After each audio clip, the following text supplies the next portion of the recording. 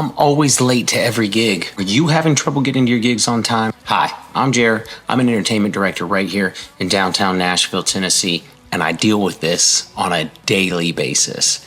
I have musicians that will tell me that they live 15 minutes away. I just live on the other side of the river. I just live right over here. But they end up being late, or they're beating the buzzer.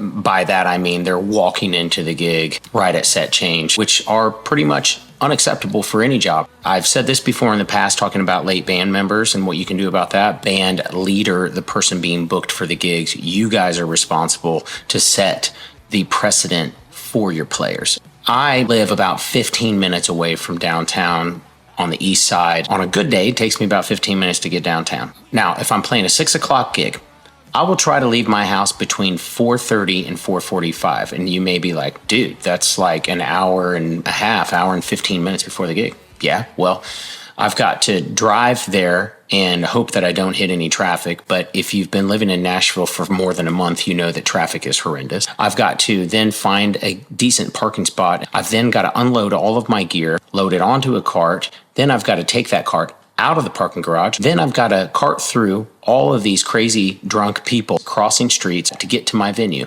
Once I get to my venue, I have to go in a specific door, then get into the elevator, load up all your gear, and get to the floor that you're playing on. Guys, that takes time.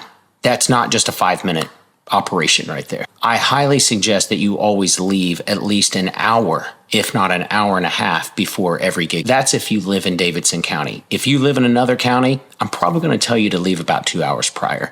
That way you can actually come back and get into your gig on time. If you have any questions, drop them in the comments. I'd love to answer those for you. If you like these videos, give me a like, give me a follow. All right, we'll see you soon.